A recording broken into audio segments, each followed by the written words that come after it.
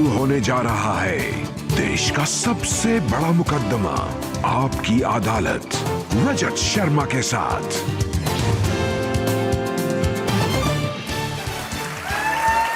नमस्कार, आपकी अदालत में आपका स्वागत है। आपकी अदालत में आज पेश करेंगे एक ऐसे नेता को जो भारत सरकार में मंत्री हैं, आर्टिकुलेट हैं, सोफिस्टिकेटेड हैं, और जब भी सरकार पर या इनकी पार्टी पर संकट पड़ता है तो सरकार को बचाने के लिए ये सबसे आगे आते हैं। प्लीज वेलकम भारत सरकार के विदेश मंत्री सलमान खुर्शीद।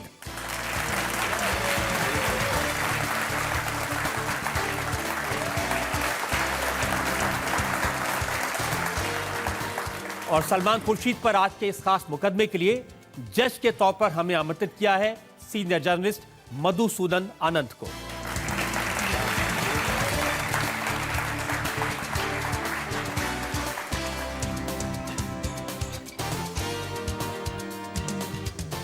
इससे पहले कि आपकी अदालत में आज का मुकदमा शुरू करें, आज के जज मधुसूदन आनंद की इजाजत चाहेंगे आज की कार्रवाई शुरू करने के लिए। आज की कार्रवाई शुरू की जाए। और सलमान, इससे पहले पहला इल्जाम लगे आप पर, एक नजर डालते हैं सलमान खुर्शीद के पॉलिटिकल करियर पर।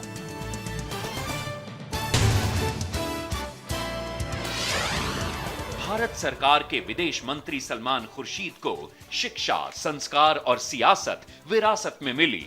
सलमान खुर्शीद के पिता कांग्रेस के बड़े लीडर थे। सलमान खुर्शीद ने सेंट स्टीफेंस कॉलेज से ग्रेजुएशन किया और ऑक्सफोर्ड यूनिवर्सिटी से कानून की तालीम ली। सलमान खुर्शीद लंदन के ट्रिनिटी कॉलेज में लॉ के टीचर भी रहे। सलमान खुर्शीद का पॉलिटिकल करियर इंदिरा गांधी की प्राइम मिनिस्टरशिप के दौरान पीएमओ में ऑफिसर ऑन स्पेशल ड्यूटी के तौर पर शुरू हुआ। लंबे पॉलिटिकल करियर में सलमान खुर्शीद ने लोकसभा के चुनाव जीते और कांग्रेस सरकारों में इन्होंने कई मंत्रालय संभाले। सलमान खुर्शीद 2 बार उत्तर प्रदेश कांग्रेस कमेटी के अध्यक्ष भी रहे। सलमान खुर्शीद एक सफल वकील हैं, अच्छे राइटर हैं और आजकल यूपीए सरकार के संकट मोचक हैं। आपकी अदालत में सलमान खुर्शीद अपनी पैरवी खुद करेंगे। तो मुकदमा शुरू होता है। आपकी अदालत में पहला इल्जाम सलमान खुर्शीद पर। आपकी अदालत में विदेश मंत्री सलमान खुर्शीद पर इल्जाम है कि ये आजकल अपना आपा खो देते हैं। सलमान साहब, हम आपको जानते हैं एक बड़े मिलनसार, एक बड़े मृदुभाषी ऐसे नेता के तौर पर, लेकिन जब आप पर इल्जाम लगे भ्रष्टाचार के तो आप बहुत नाराज हो गए। इसलिए कि आप जैसे किसी व्यक्ति ने नहीं लगाया, किसी छोटे और नीच व्यक्ति ने लगाया, उस वजह से थोड़ा सा मुझे भी ड्रामा करना पड़ा। और अगर नहीं करता तो वहाँ तो ये लोग थे नहीं, ताली बजाने वाला कोई था नहीं, तो इसलिए कहीं ना कहीं तो आवाज़ पहुँचानी थी। अब आप देखिए आप कितने करीब मेरे पास आए ना। अगर आपको ये ऐसा लगता कि मैं सचमुच अपना आपा खो जाऊंगा या नाराज हो जाऊंगा तो आप इतने पास नहीं खड़े होते। तभी थोड़ा सा डिस्टेंस मैंने रखा है।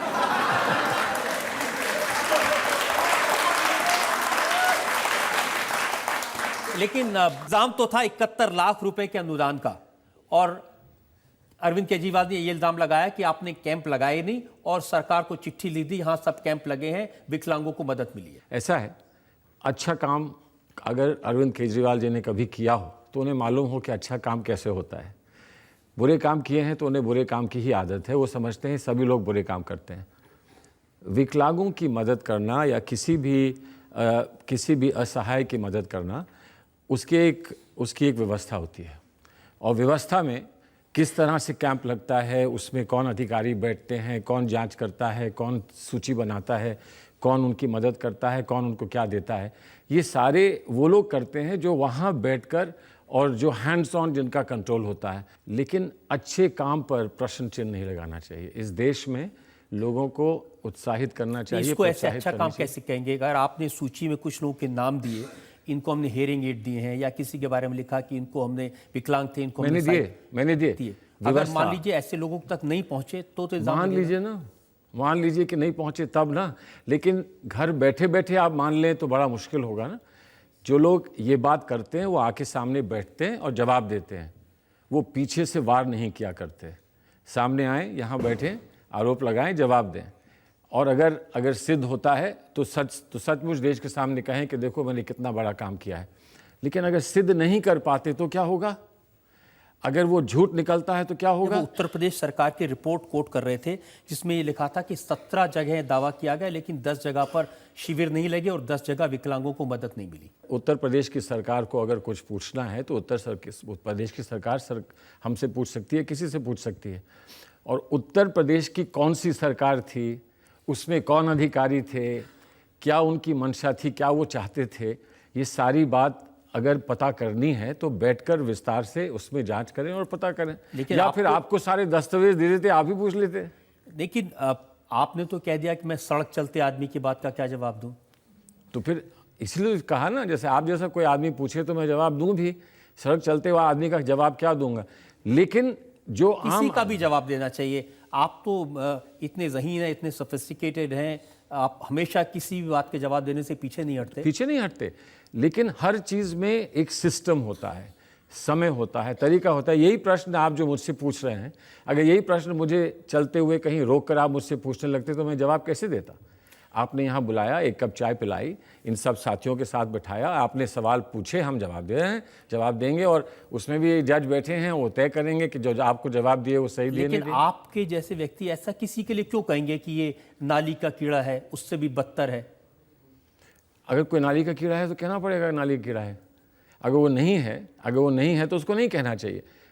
अब ऐसा है, कुछ आगे बढ़िए, नाली के कीड़े की बात या वो डेंगू के मच्छर की बात, अब उसको छोड़िए ना, उसको छोड़िए। उसका इलाज एनडीएमसी कर देगी या एमसीडी कर देगी, उसका इलाज हो जाएगा।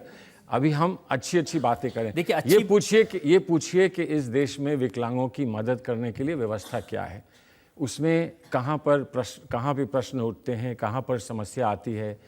इसमें अगर कोई किसी को आपत्ति है या किसी को कोई प्रश्न पूछना है तो वो पूछे, उसमें क्या समस्या है? ये तो हम पूछ सकते हैं। ऐसे बहुत सारे लोग हैं जिनके बारे में अखबारों ने लिखा, मैगजीन्स ने लिखा, तस्वीरें छापी, टीवी चैनल्स ने दिखाया, जिन लोगों ने कहा कि हमें मदद नहीं मिली। और जो हमने दिखाया, जो वहाँ आपके सामने आकर जिसने कहा कि मिली है, मुझे पैसे दिए जा रहे थे ये कहने के लिए कि नहीं मिली है।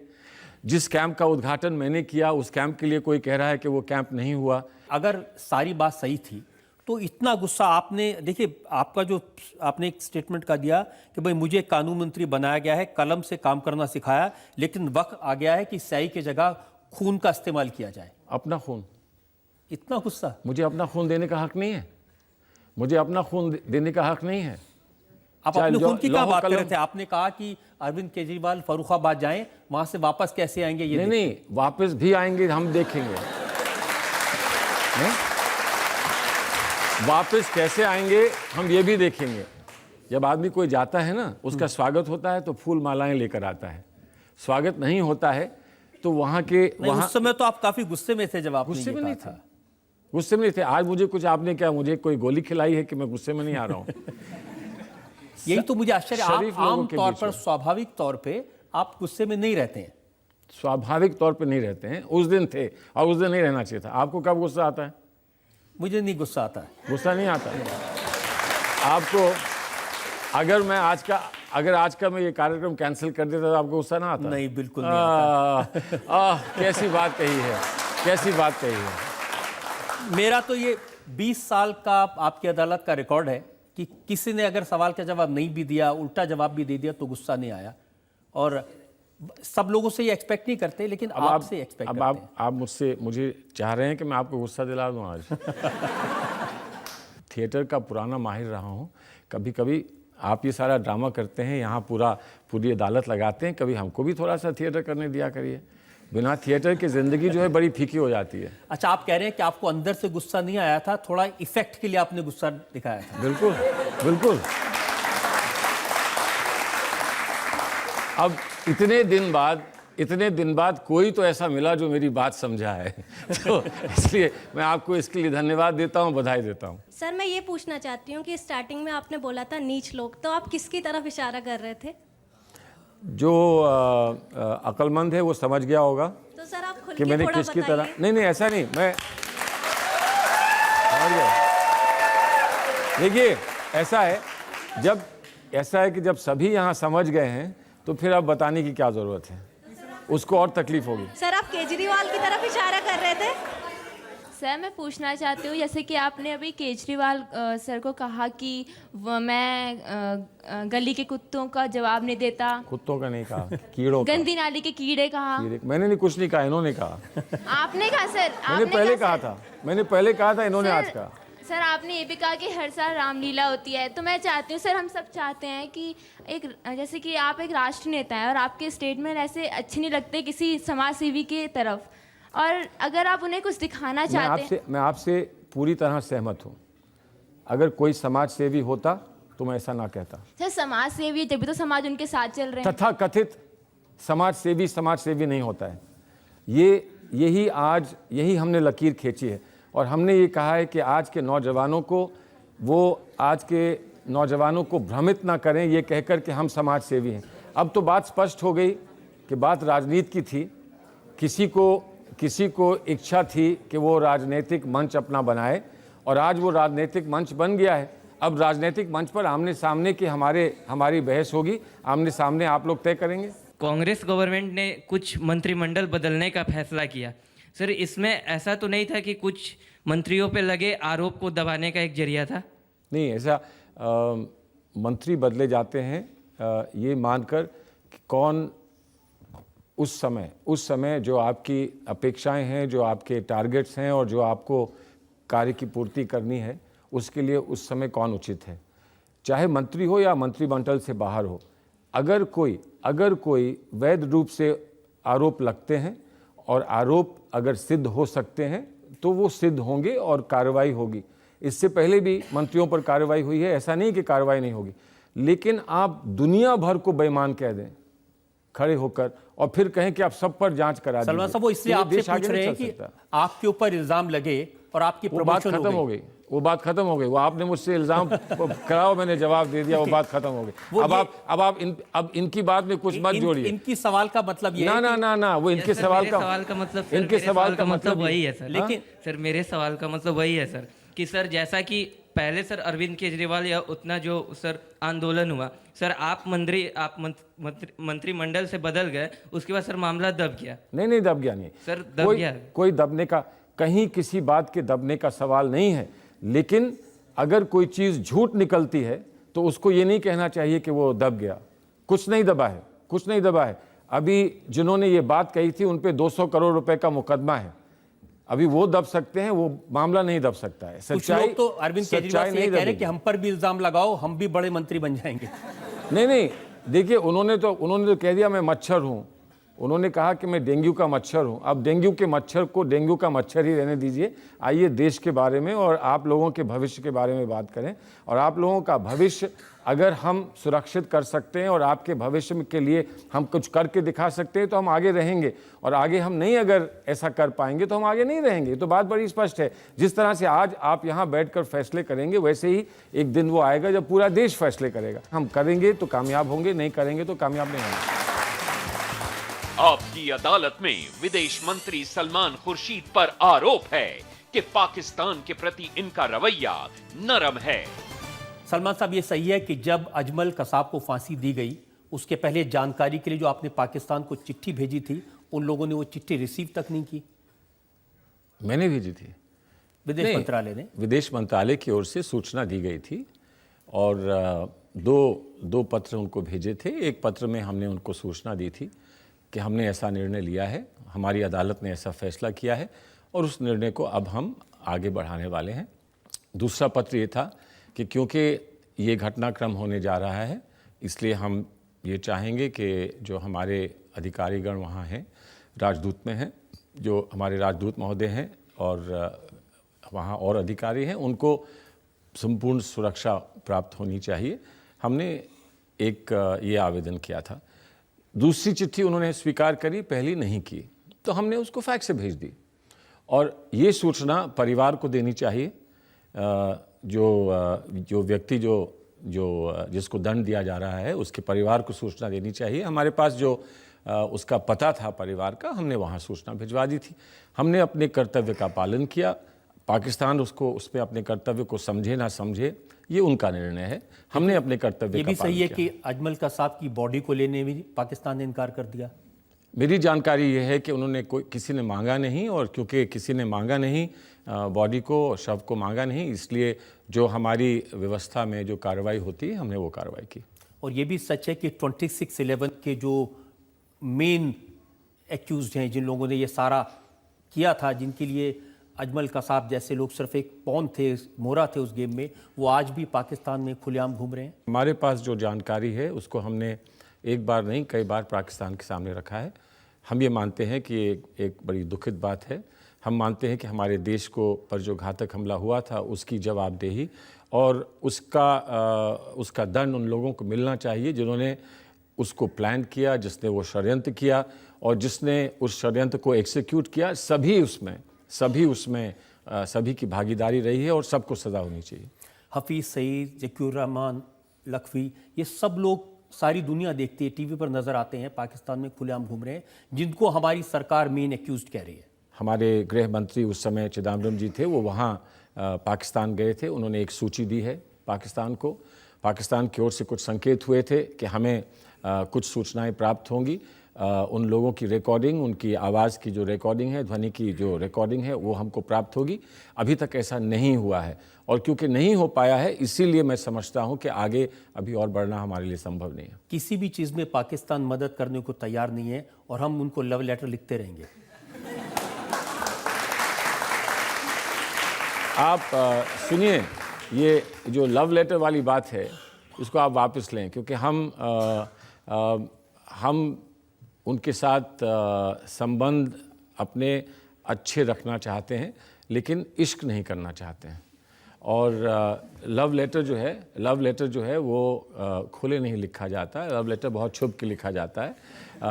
मैं आपको एक बात करूं कि और कम से कम पाकिस्तान के संदर्भ में ऐसा मत कहें कि लोग गलत समझें। देखिए, आप कहना इश्क नहीं कर रहे, लेकिन मुझे तो वो गालिब की एक लाइन याद आती है कि हमको उनसे वफा की है उम्मीद जो नहीं जानते वफा क्या है। ये मजबूरी है।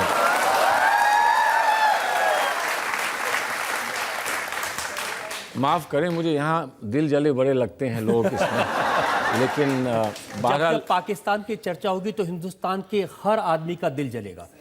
नहीं, ऐसा नहीं है, ऐसा कतई नहीं है।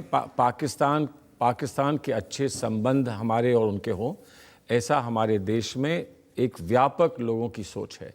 लेकिन कष्ट है इस बात का कि हमने चाहा कि हम अच्छे संबंध करें। हमने बार बार कोशिश की है कि एक पड़ोसी के साथ संबंध अच्छे होने चाहिए, लेकिन हमारे साथ जो विश्वासघात हुआ है, हम चाहते हैं उसकी जवाबदेही भी पूरी होनी चाहिए, बड़ी स्पष्ट जवाब देनी होनी चाहिए। आपके मीडिया के साथी हमारे क्यों बुलाते हैं उन लोगों को और उनको क्यों यहाँ हीरो बनाते हैं जिनका सीधा इसमें हाथ रहा है या जिनका इसमें योगदान रहा है। कारगिल में कौन कौन वहाँ शरीक थे और वो क्या यहाँ नहीं बुलाए जाते? उनको हम क्या यहाँ पर बहुत अच्छा आवभगत नहीं करते हैं? इसलिए कि लोग ये मानते हैं कि कहीं ना कहीं जवाबदेही हो। हमारे पार्लियामेंट पर हमला करते हैं, वो हमारे मंदिरों पर हमला करते हैं ताकि भावनाओं को भड़काया जाए। वो मुंबई में सैकड़ों लोगों को मौत के घाट उतार देते हैं और हम कहते हैं आइए क्रिकेट खेलते हैं। अगर क्रिकेट से ही कोई समझ जाता है तो क्यों ना क्रिकेट से समझाया जाए। अगर कोई युद्ध से समझता है तो क्यों ना युद्ध से समझाया जाए। अगर कोई बातचीत से समझता है तो बातचीत से समझाया जाए। और फिर एक पीढ़ी के बाद दूसरी पीढ़ी जब आती है तो उम्मीद करते हैं कि नई पीढ़ी कम से कम वो बातें नहीं करेगी जिस बातों से हमको कष्ट हुआ है, हमको पीड़ा हुई है और हमें दुख पहुंचा है। वो कम से कम नई पीढ़ी में ऐसी बात नहीं होगी। उम्मीद के सहारे ही हम लोग आगे बढ़ते हैं। आपको क्या लगता है कि पाकिस्तान कैसे समझेगा? बातचीत से समझेगा, चिट्ठी लिखने से समझेगा, क्रिकेट खेलने से समझेगा? मैं बताऊं, एक दफ़ा उनको बुला के यहाँ बिठाइए और उनसे पूछ लीजिए तो फिर हमें पता चल जाएगा कि वो कैसे समझेगा। लेकिन समझाना होगा। हमारे प्रधानमंत्री ने एक बार कहा था कि आप जीवन में अपने दोस्त, अपने मित्र तो चुन सकते हैं, अपना पड़ोसी नहीं चुन सकते। पड़ोसी तो पड़ोसी ही होता है। सर, मेरा नाम मनोवर हुसैन है और सर मुझको एक टेररिज्म के ऊपर सवाल पूछना था। पूछिए। कि जो 26/11 का हमला हुआ था उसमें जो कसाब था सर, जबकि उस पर CCTV में भी सर वो फुटेज थी उसकी, और जो लोग वहाँ पर शहीद हुए थे उनका भी सर बयान था, और जो वहाँ पर दर्शक थे उनका भी इस तौर पे के बयान था कि कसाब ही उस चीज़ का मुजरिम है उसके बावजूद सर उसको इतना दिन जिंदा रखा गया और कई 100 करोड़ सर उस पर फूंक दिए गए, जबकि वो पैसा था वो विकास कार्यों में लगाया जा सकता था। ये फैसला ये क्यों किया जाता है?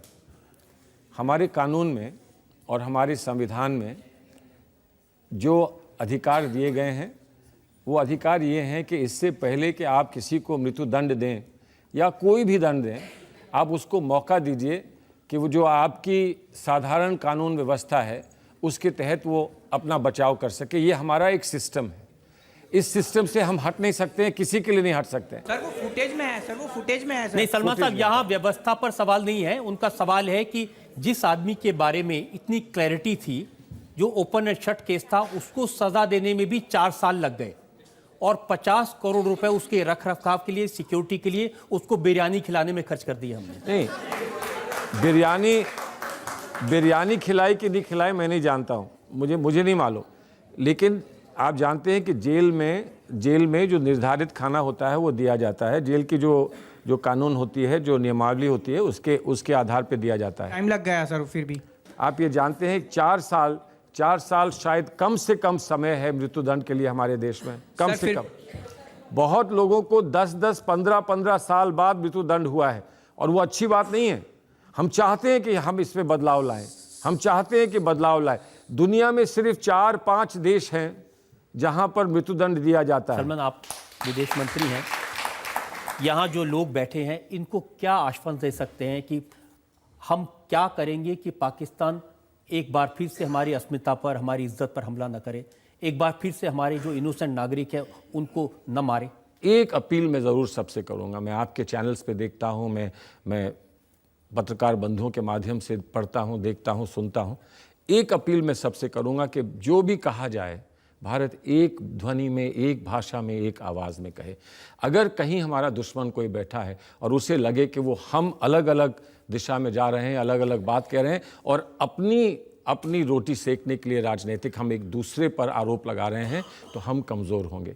भारत के बाहर भारत की आवाज़ एक होनी चाहिए। जैसे अटल बिहारी जी के साथ मैं खड़ा हुआ था, वैसे ही आज भारत को एक ध्वनि, एक आवाज़ में कहना चाहिए हम एक हैं और हमारी तरफ जो भी बढ़ेगा और हम पर जो भी हमला करेगा उसका मुंह तोड़ जवाब हम सब एक साथ मिलकर करेंगे। मैं समझता हूँ ये जवाब है। आपकी अदालत में विदेश मंत्री सलमान खुर्शीद पर आरोप है कि ये समझौते की राजनीति कर रहे हैं। सलमान साहब, उत्तर प्रदेश में आप कांग्रेस पार्टी के सबसे बड़े नेता हैं, उत्तर प्रदेश से चुनकर आए हैं, लेकिन उत्तर प्रदेश में जो हालत है उसको देखकर लगता है कि आप और आपकी पार्टी वहां की सरकार से समझौते कर रहे हैं। जवाब दूं इसका? देखिए, ऐसा है जो वास्तविकता है और जो सच्चाई है, ज़मीनी सच्चाई है आज, वो सबके सामने है, स्पष्ट है। सरकार चलानी है, देश चलाना है। अगर हम कोई अवैध समन्वय करें, कोई अवैध समझौता करें तो आप आरोप लगाइए, लेकिन जहां वैध हम कोई एक पारदर्शिता के साथ हम कहीं पर किसी के साथ समझौता करते हैं, और समझौता किस बात का है कि गरीब को रोटी कैसे मिलेगी, आपके यहाँ सड़कें कैसे बनेंगी, आपके यहाँ अस्पताल कैसे बनेंगे, आपको अगर पैसा चाहिए, आपको बुंदेलखंड के लिए पैसा चाहिए तो हम पैसा देने के लिए तैयार हैं। सरकार किसी की भी हो, चाहे बीएसपी की सरकार हो, चाहे समाजवादी की सरकार हो। ये सब अच्छी बातें आपने कह दी। मेरे पास कुछ आंकड़े हैं। जब से अखिलेश यादव मुख्यमंत्री बने हैं, 2012 में 104 दंगे फसाद के केसेस हुए हैं, 34 लोग मारे गए हैं, 456 लोग घायल हुए, और आप खामोश हैं। खामोश नहीं है। एक व्यक्ति को वहाँ की जनता ने, एक नौजवान को वहाँ की जनता ने चुनकर अपना नेता बनाया है, वहाँ का मुख्यमंत्री बनाया है। क्या हम उसको समय ना दें? 6 महीने के अंदर 9 बड़े बड़े दंगे, बरेली में, फैज़ाबाद में, प्रतापगढ़ में, मुजफ्फरनगर में, अलीगढ़ में, रामपुर में, फिरोजाबाद में, मुरादाबाद में, हर थोड़े दिन में वहाँ। इससे पहले भी हुए हैं, इससे ज़्यादा भी हुए हैं, इससे कम भी हुए हैं।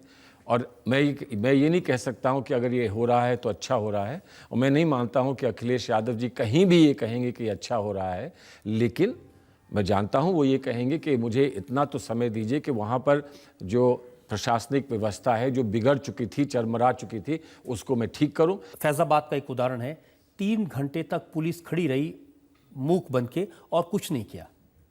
देखिए, ऐसी घटनाएं घटी हैं उत्तर प्रदेश में इससे पहले, जब यही आरोप लगता था कि पुलिस ने कुछ नहीं किया या पुलिस ने पक्षपात किया।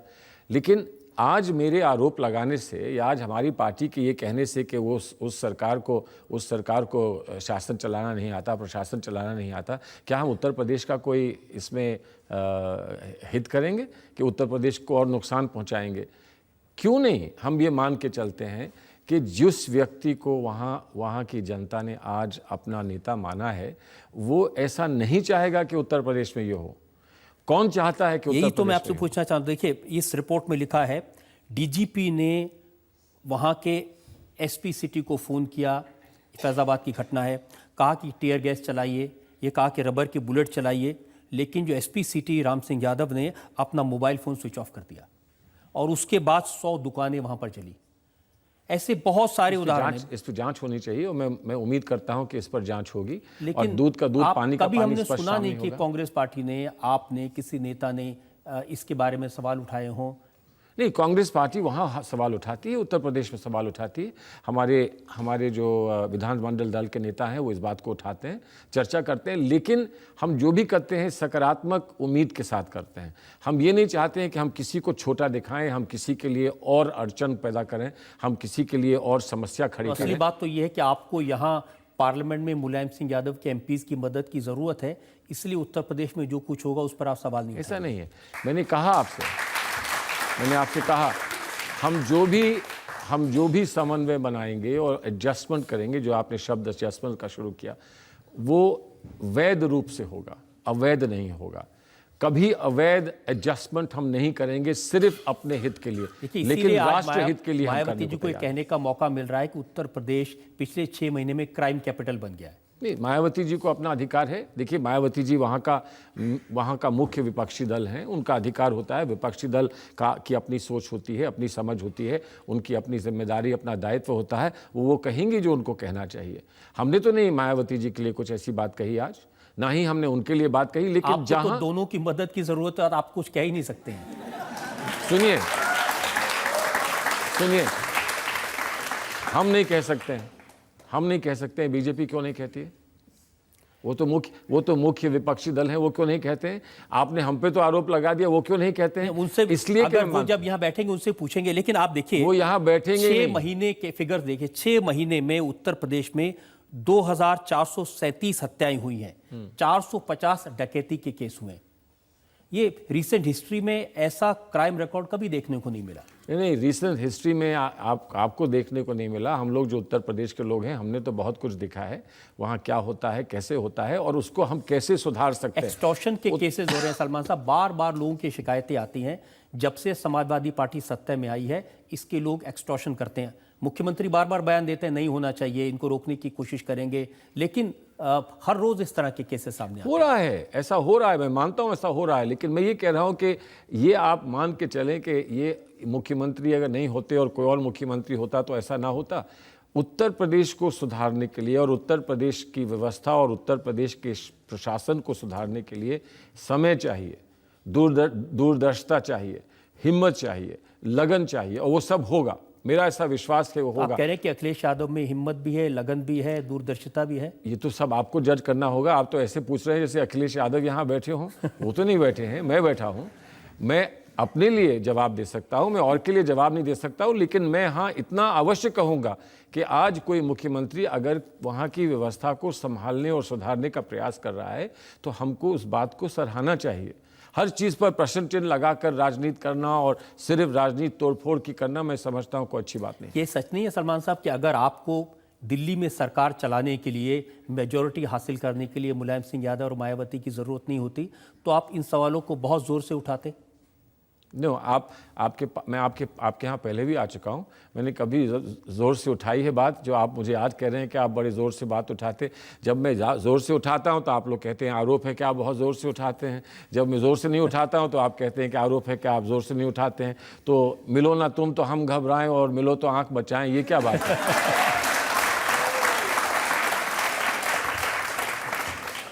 तो ये तो मान लें कि मायावती जी को और मुलायम सिंह जी को आप मिल भी रहे हैं और उनसे आंख भी मिला रहे हैं और उनसे हाथ भी मिला रहे हैं। मेरा ये मानना है मेरा ये मानना है कि आज भारतवर्ष के लिए एक प्राथमिकता है, और भारतवर्ष के लिए विकास के लिए एक प्राथमिकता ये है कि कहीं ना कहीं राष्ट्र हित में, लोगों में, विभिन्न राजनीतिक दलों में एडजस्टमेंट इतना तो होना चाहिए कि उन मुद्दों पर हम आपस में लड़ें। भारतवर्ष के लिए जरूरी है या यूपीए की सरकार चलती रहे, आप मंत्री बन रहे हैं, इसके लिए जरूरी है? नहीं, यूपीए की सरकार भारतवर्ष के लिए जरूरी है। भारतवर्ष के लिए आज यूपीए की सरकार जरूरी है। मैं रहूं ना रहूं यूपीए की सरकार में, लेकिन यूपीए की सरकार को इसलिए रहना चाहिए कि आज जिस दूरदर्शिता से और आज जितनी सूझबूझ के साथ जो समस्याएं पूरे विश्व के सामने हैं, हमारे सामने भी हैं, शायद हमारे यहाँ और ज़्यादा भी समस्याएं हैं, उसका सामना करने के लिए मेरा ये विश्वास है, और ये बहुत अधिक विश्वास मेरा है कि आज हमारी यूपीए सरकार से बेहतर कोई सरकार नहीं हो सकती। लेकिन ये निर्णय जनता का हुआ करता है। मैं बहुत ही आश्चर्य हूँ ये सुन के आपकी बात कि जब लखनऊ में जब यूपी में चुनाव हो रहे थे, तब कांग्रेस पार्टी के दिग्गज नेता यूपी में आके सपा सरकार और बसपा को बहुत ही उनके विपक्ष में बहुत सारी बातें बोल रही थी, उनके बारे में उल्टा सीधा बोल रही थी, और आज आपके मुंह से मैं सुन रहा हूँ कि वो पार्टी बहुत ही अच्छी है या फिर अपने वो धैर्य से काम कर रहे हैं अखिलेश यादव। देखिए, संभालो। चुनाव में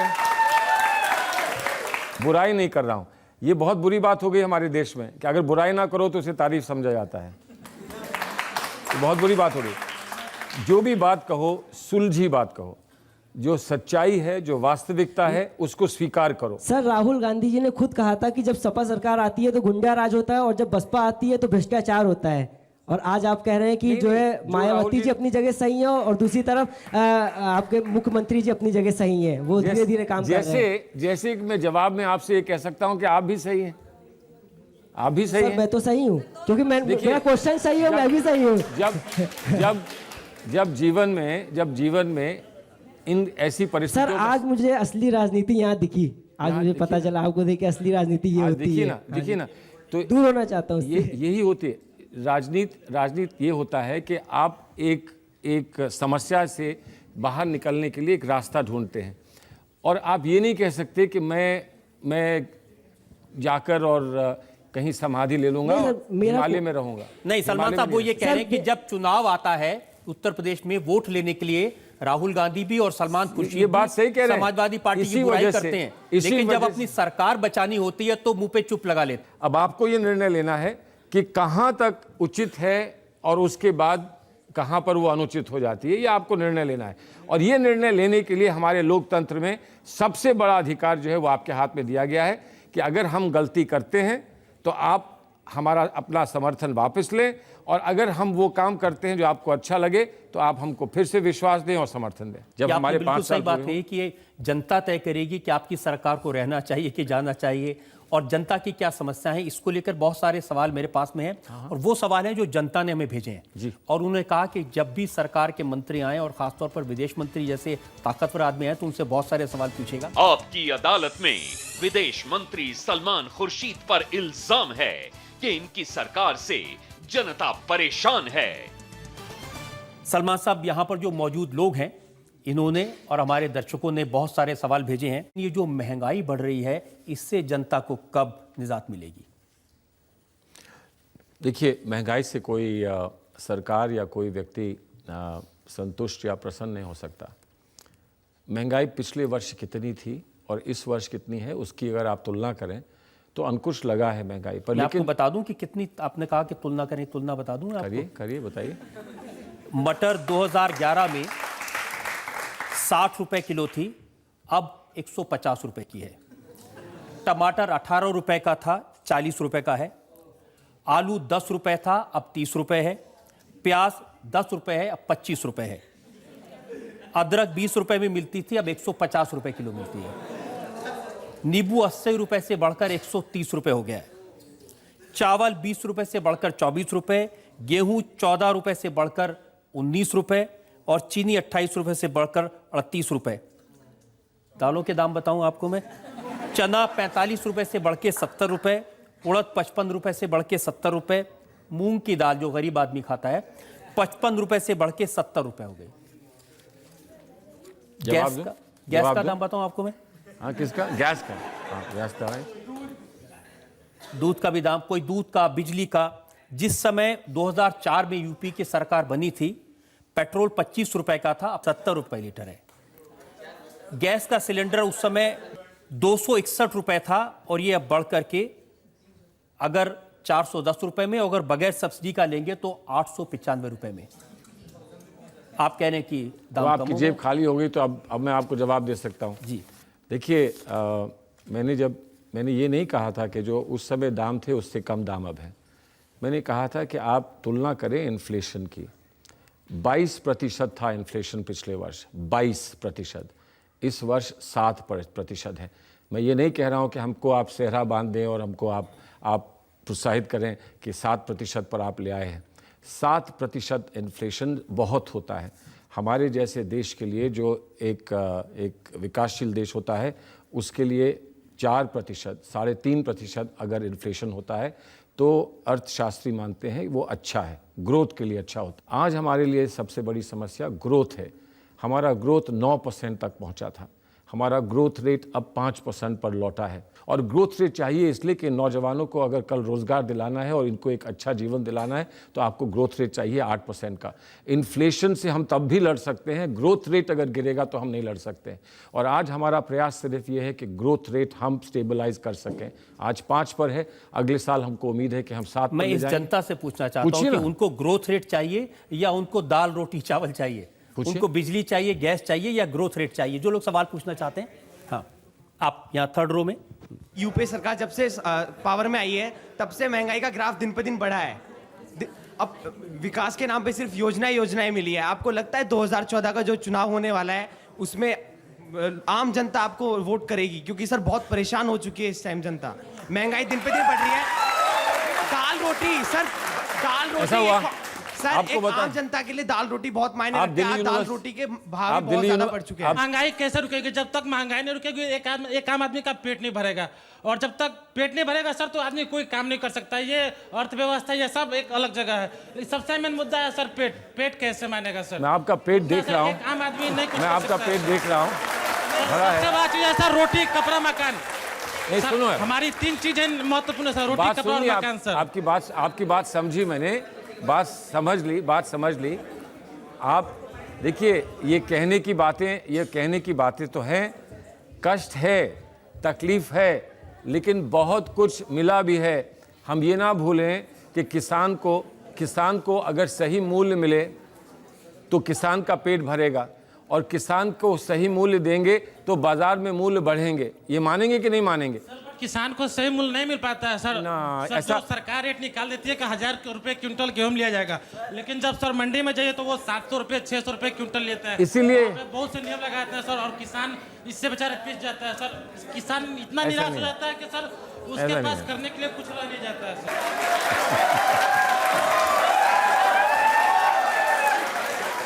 बस अब ज्यादातर लोगों का कहना यह है कि जो भी बातें कही जा रही हैं, आप कह रहे हैं कि किसान को ज्यादा मूल्य मिलता है, उनको लगता है किसान को मूल्य नहीं मिल रहा, उनको लगता है कि आपको सब्सिडी मिल जाएगी, सब्सिडी उन तक नहीं पहुंच रही है, आपको लगता है कि बिना पैसे दिए आजकल काम होने लगा है, वो भी सच नहीं है, पैसे देकर ही काम होता है। देखिए, मैंने आपसे पहले कहा, आप जीवन से निराश आपको नहीं होना चाहिए। बहुत कुछ हो रहा है, बहुत कुछ हुआ है। अब मैं आपकी बात, जीवन से निराश नहीं है, वो सरकार से निराश है। नहीं सरकार से बात सुनिए। मुझे इन चेहरों पर सरकार से निराशा नहीं दिखती है। आप कितना ही कह लें। हाँ? अच्छा, आप इनसे पूछ लीजिए, आप में से कितने लोग सरकार से निराश हैं? हाथ उठा दीजिए। नहीं। अच्छा, अब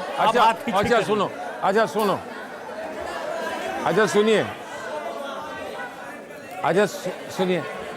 आप सरकार से निराश हैं? अच्छा सुनो, आप जीवन से निराश हैं?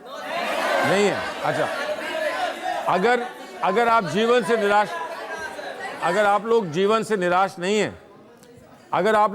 से निराश नहीं हैं, तो इसका मतलब यह है कि व्यवस्था ने आपको जीवन में आशा दी है, और क्योंकि आपको जीवन में आशा है, सरकार आए सरकार चली जाए, सरकार में कोई व्यक्ति रहे ना कोई व्यक्ति रहे, लेकिन इस देश ने और इस देश की व्यवस्था ने, जिसमें सरकार का भी योगदान होता है, आपको ऐसा जीवन दिया है जिसकी वजह से आज आप यहाँ नहीं कह रहे हैं कि आप जीवन से निराश हैं। जो जीवन से निराश लोग होते हैं, और निराश ना होने का मतलब यह है कि मैं आपसे कहूं, क्या आपका जीवन कामयाब है? आपका जीवन कामयाब है?